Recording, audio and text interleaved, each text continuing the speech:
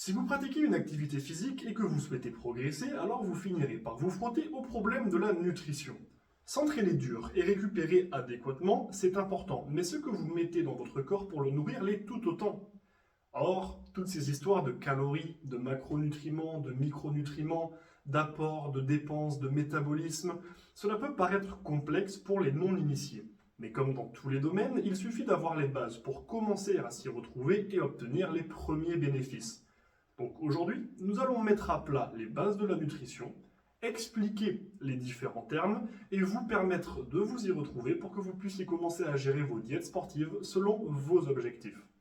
Juste avant de commencer, si vous appréciez ces vidéos hebdomadaires, pensez aux likes, commentaires, enregistrements. Un partage en story ou sur vos réseaux sociaux aide énormément à la visibilité. Toute forme de soutien est grandement appréciée. Deux petits rappels avant de commencer.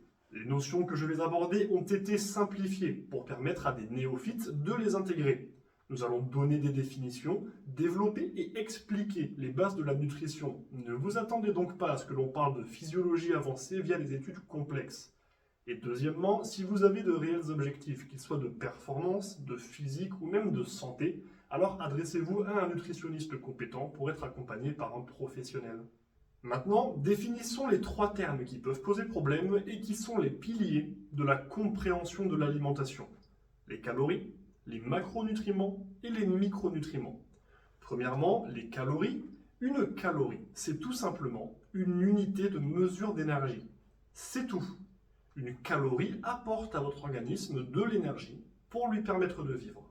Ensuite, les macronutriments, qui sont les trois principales familles de nutriments. Les protéines, les glucides et les lipides. Ce sont ces macronutriments qui contiennent les calories dont on vient de parler. 1 g de protéines contient 4 calories, 1 g de glucides en contient 4 également, et 1 g de lipides en compte 9.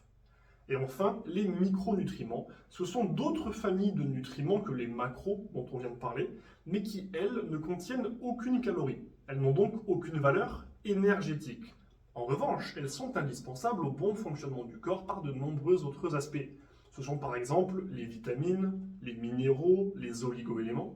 Ensuite, avant de parler plus en détail de ces trois termes, établissons un fait sur lequel nous allons baser toutes nos explications à venir.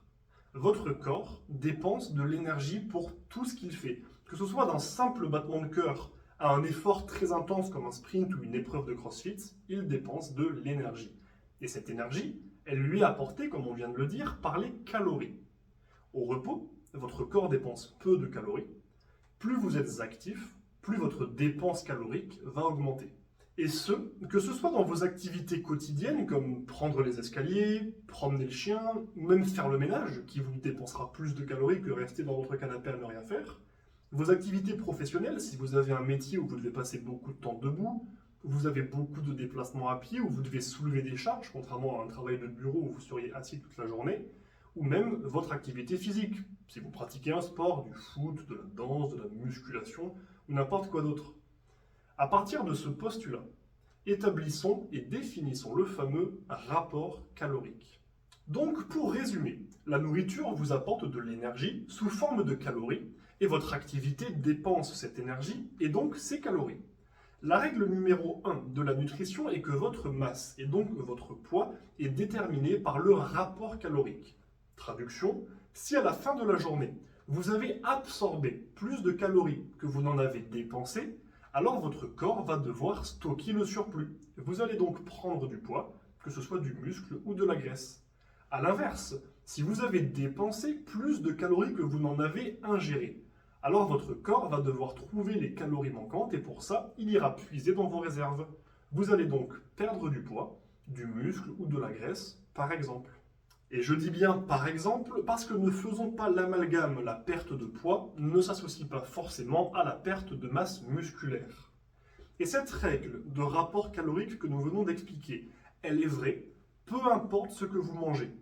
Donc oui, théoriquement, vous pouvez maigrir en ne mangeant que des burgers de chez McDo, et vous pouvez grossir en ne mangeant que de la salade verte. Maintenant, ce n'est pas une bonne idée. Et voilà pourquoi. Les macronutriments.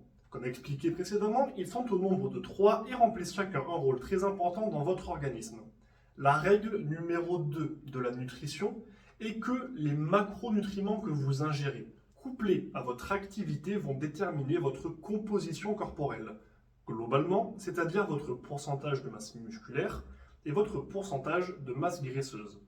Par exemple, si vous êtes en surplus calorique et que donc vous prenez du poids, mais que vous ne consommez que très peu de protéines et que vous n'avez aucune activité physique, alors la majorité du poids que vous prendrez sera de la masse graisseuse. En revanche, si vous êtes dans un léger surplus calorique, que vous consommez suffisamment de protéines et que vous pratiquez une activité physique qui stimule vos muscles, alors votre prise de masse s'accompagnera d'une prise de masse musculaire. Il y a bien évidemment d'autres facteurs à prendre en compte, mais il s'agit là d'un schéma simplifié des bases. Et il en va de même pour la perte de poids. Il faut avant tout être dans un déficit calorique, puis s'assurer que la consommation en macronutriments et l'activité physique va vous permettre de conserver votre masse musculaire afin que la perte de poids s'effectue en puisant dans les réserves de masse graisseuse. C'est une des plusieurs raisons qui expliquent que les pertes de poids se couplent très bien avec la pratique de la musculation. En fait, votre corps est très intelligent. Une fois que vous prenez ou perdez du poids, il va décider s'il veut gagner ou perdre de la masse musculaire ou de la masse graisseuse. Si vous consommez suffisamment de protéines qui sont nécessaires à la construction de vos structures musculaires et que vous pratiquez une activité physique incorporant du renforcement musculaire sous n'importe quelle forme, alors votre corps va comprendre qu'il a besoin de garder ses muscles puisqu'on les utilise au quotidien. Donc, si vous faites une prise de masse, il va continuer à construire du muscle, prise de masse musculaire, et si vous perdez du poids, il va puiser dans les réserves de masse graisseuse pour que vous puissiez conserver votre masse musculaire. Et enfin, les micronutriments.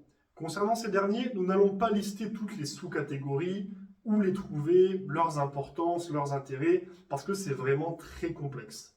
Pensez simplement à ajouter des légumes à vos repas et des fruits en dessert, qui sont deux catégories d'aliments qui contiennent beaucoup de micronutriments différents, en variant de temps en temps, et cela devrait vous permettre d'avoir un apport suffisamment régulier et varié pour donner à votre corps les éléments dont il a besoin pour bien fonctionner.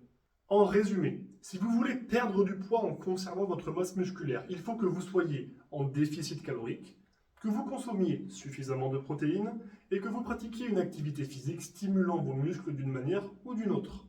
Si vous voulez au contraire prendre du poids, il faut être en surplus calorique et consommer suffisamment de protéines ainsi que pratiquer un minimum de musculation si vous voulez avoir une prise de masse musculaire. J'espère que cette vidéo vous aura été utile. Si vous avez des questions sur les points que je viens d'aborder ou d'autres interrogations sur le sujet, contactez-moi pour me les poser. Si vous avez des questions concernant votre diète ou votre entraînement, n'hésitez pas à me les soumettre. Si vous cherchez un coach, préparateur physique, mental, réathlétisateur, nutritionniste, mettez-vous en contact avec moi et nous échangerons afin de mettre en place un suivi adapté à vos objectifs. Et s'il y a un sujet en particulier que vous voudriez que j'aborde dans ce genre de vidéo pour vous éclairer, n'hésitez pas à me le faire savoir sur les réseaux sociaux ou dans les commentaires de cette vidéo, où vous pouvez d'ailleurs me laisser vos impressions sur le podcast du jour. Sur ce, bon entraînement et n'oubliez pas, rendez-vous fiers.